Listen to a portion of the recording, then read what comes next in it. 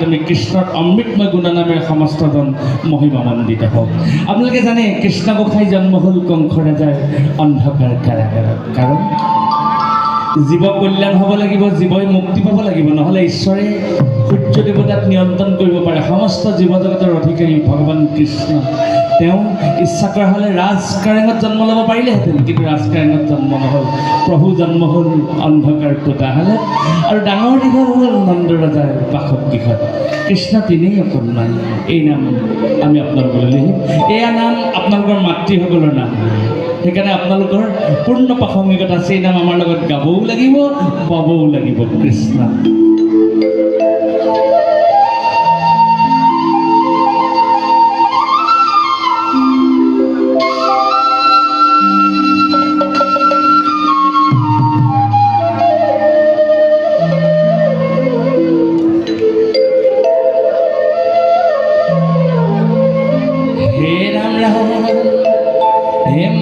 কৃষ্ণ কৈছিলে কি বুলি কৈছিলে? আপোনালোকে কিছুমানবিলাকক কয় নহয় কেতিয়াবা অমুক নকৰিবা, তুমি তমুকটো নকৰিবা, হয়নে? কৃষ্ণক এদিন নাইমাতৃ যশোদাই কৈছিলে, আঙুলি এই লোকৰ বস্তু নানিবি আনি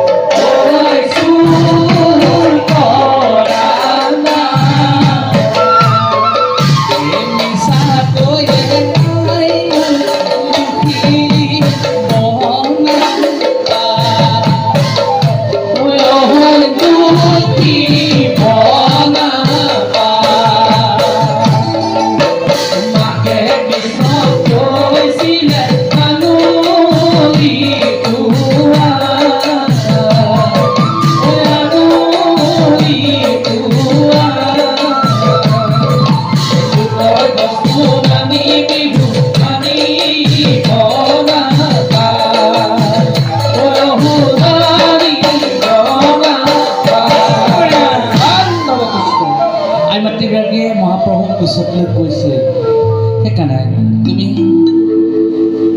কোনো গোপিনী গৃহত বা বৃন্দাবন ক্ষেত্ৰত গকুলত তুমি দধি দুগ্ধ চুৰ কৰি নাখাবা, কাৰো ঘৰত তুমি জগৰ নলগাবা, কাৰো ঘৰত তুমি আমনি নকৰিবা।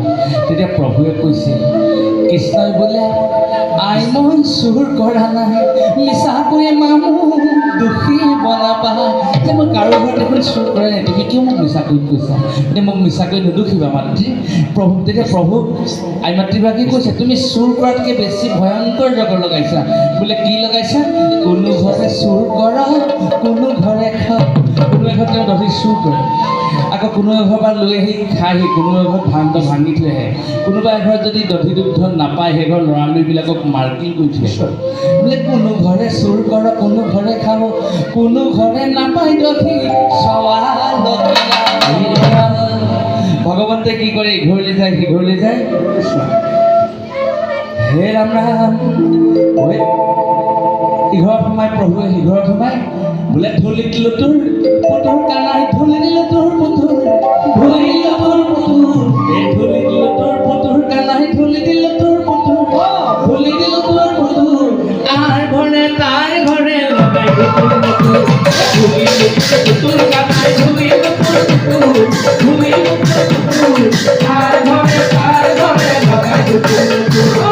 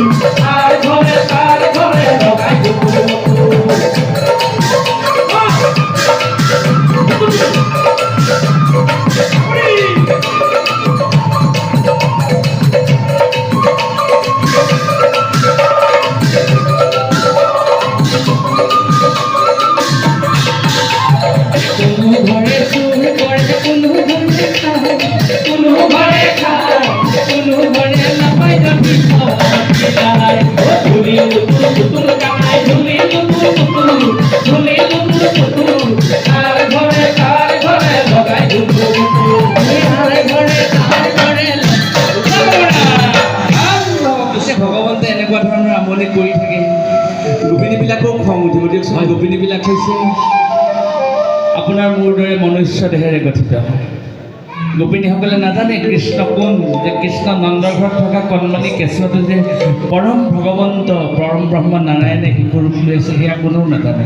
আৰু জানিব কেনেকৈ নহ'লে এই কথা নহয়। আমি নন্দৰাণী ঘৰলৈ যাব লাগিব। ল'ৰাই ইমান জগৰ লগাইছে, জগৰ দিবগৈ লাগিব। বহি নাথাকিবা আকৌ শুই তুমিও ওলাব লাগিব। এতিয়া আপোনালোকৰ নিচিনা গোপিনীয়ে সিগৰাকী ঘাটত ধৰি টানি ব'লা যাওঁ, আমি নন্দৰাণীক কথাবিলাক লগাই বোলে নন্দৰ ঘৰে বহে, নন্দৰ ঘৰে বহে, নন্দ কানাই জগৰ লগাই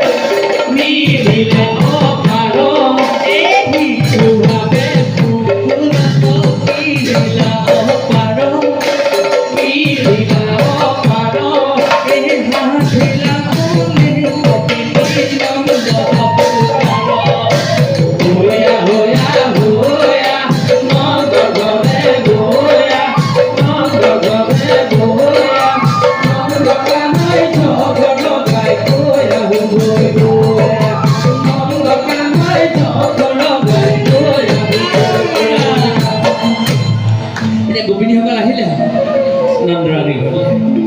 নন্দৰাণীয়ে দেখিলে যে ইমানবিলাক গোপিনীয়ে যে মোৰ ঘৰলৈ কিয় আহিছে। গোপিনীবিলাকে কথা আৰম্ভ কৰিলে, বোলে জখুৱা জখুৱা ৱাই জখুৱা কেনেকুৱা কৃষ্ণ গাইনো সিহঁতে কামুৰি মেলিলে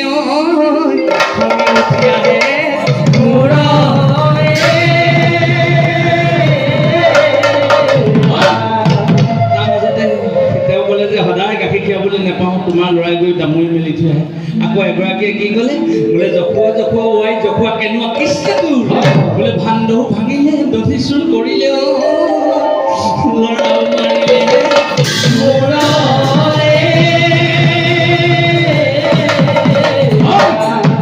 ইমানখিনি কথা যেতিয়া প্ৰভু ক'লে তাৰ মাজতে টিঙিচকৈ খং উঠা এগৰাকী আছিল নহয় বেছিকৈ খং উঠা সেইগৰাকীয়ে কৈ পেলালে ইজনী গোপিনীয়ে ক'লে সিজনী গোপিনীয়ে ক'লে মোৰ বোলে কিনো কচু খাইলি কিনো ল'ৰা পাইলি ঘৰে বান্ধি থবি যদিও